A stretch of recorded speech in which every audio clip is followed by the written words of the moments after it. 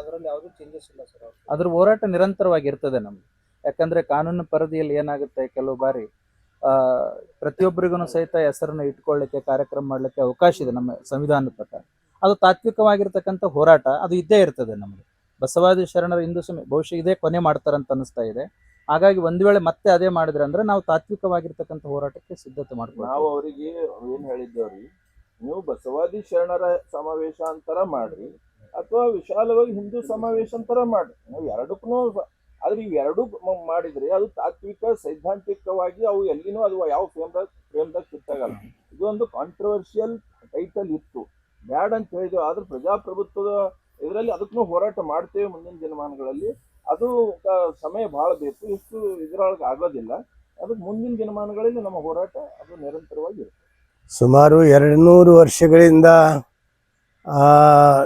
300 ವರ್ಷ ಅನೇಕ ವರ್ಷಗಳಿಂದ ಹಿಂದೂ ಸಮಾವೇಶ ಆಗ್ತಾ ಬಂದು, ಅದಕ್ಕೇನು ನಮ್ದೇನು ವಿರೋಧಿಲ್ಲ, ಎಂದೂ ವಿರೋಧಿಲ್ಲ.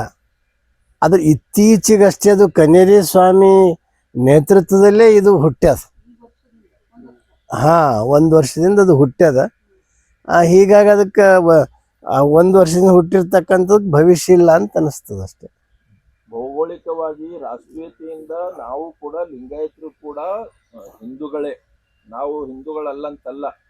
ಧಾರ್ಮಿಕವಾಗಿ ಯಾವ ರೀತಿ ಜೈನರು, ಸಿಖ್ಖರು, ಬೌದ್ಧರು ಹೆಂಗೆ ಅವರವರ ಧರ್ಮವನ್ನು ಅನುಸರಿಸ್ತಾರೋ ನಾವು ಕೂಡ ಲಿಂಗಾಯತ ಧರ್ಮವನ್ನು ಅನುಸರಿಸ್ತೇವೆ. ಭೌಗೋಳಿಕವಾಗಿ ಜೀವನ ಪದ್ಧತಿಯಿಂದ ನಾವೆಲ್ಲರೂ ಹಿಂದೂಗಳೇ. ಹೀಗಾಗಿ ನಾವು ಹಿಂದೂ ವಿರೋಧಿನೂ ಅಲ್ಲ, ನಾವು ಯಾವುದೇ ಕಾರ್ಯಕ್ರಮದ ವಿರೋಧಿನೂ ಅಲ್ಲ. ನಾವು ಕೇವಲ ಕನ್ನೇರಿ ಸ್ವಾಮಿಯ ವಿರುದ್ಧವನ್ನ ನಾವು ಮಾಡಿದ್ದೇವೆ, ಅದರಲ್ಲಿ ನಾವು ಯಶಸ್ವಿಯಾಗಿದ್ದೇವೆ. ನಾವು ಮಠಾಧಿಪತಿಗಳು ಒಕ್ಕೂಟದ ಬಸವ ಸಾಂಸ್ಕೃತಿಕ ಅಭಿಯಾನ ಸಮಾರೋಪ ಸಮಾರಂಭದಲ್ಲಿನೇ ನಿರ್ಣಯ ಪಾಸ್ ಮಾಡುವಾಗ ನಾವೆಲ್ಲರೂ ಭೌಗೋಳಿಕವಾಗಿ ಹಿಂದೂಗಳೇ ಅಂತ ನಾವು ನಿರ್ಣಯ ಪಾಸ್ ಮಾಡಿ, ನಾವು ಹಿಂದೂ ವಿರೋಧಿ ಅಲ್ಲ. ಆದ್ರೆ ಕನ್ನೇರಿ ಸ್ವಾಮಿದ ನಡೆ ನುಡಿ ವಿಚಾರ ಶರಣರು ನುಡಿದರೆ ಮುತ್ತಿನ ಹಾರದಂತಿರಬೇಕು ಅಂತ ಹೇಳ್ಯಾರ.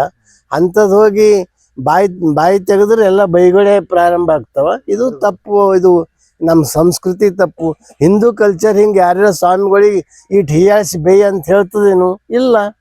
ಅದಕ್ಕೆ ನಾವು ಎಲ್ಲರೂ ಅದನ್ನು ಕನ್ನೇರಿ ಸ್ವಾಮಿ ವಿರುದ್ಧ ಇತ್ತು, ಅದು ನಮ್ಮ ಹೋರಾಟದಲ್ಲಿ ಯಶಸ್ವಿ ಆಗ್ಯದ. ತಾವೇನೋ ಕೇಳ್ತಾ ಇದ್ದೀವಿ. ರಾಜೇಶ್ವರ ಶಿವಾಚಾರ್ಯರು ಒಂದು ಹೇಳಿಕೆ ಕೊಟ್ಟಿದ್ರು, ಇವತ್ತಂತಂದ್ರೆ ಬಾಲ್ಕಿ ಪೂಜಾರಿಗೆ ಹೋಗಿ ನಾವು ಆಹ್ವಾನ ಮಾಡ್ತೀವಿ, ಈಗಾಗಲೂ ಆದೇಶ ಬಂದಿದೆ ಅಂತ ಹೇಳ್ತಾ ಇದ್ರು. ಅವ್ರು ಬಂದ್ರೆ ನೀವು ಏನು ಯಾವ ರೀತಿ ರೆಸ್ಪಾನ್ಸ್ ಮಾಡ್ತೀರಿ ಅಥವಾ ಮತ್ತೆ ಹೇಗಿರುತ್ತೆ ಮುಂದಿನ? ಇನ್ನು ಇಲ್ಲಿ ತನಕ ಆಹ್ವಾನ ಬಂದಿಲ್ಲ ನಮ್ಗೆ, ಹೋಗೋ ಪ್ರಶ್ನೆನೇ ಇರಲ್ಲ.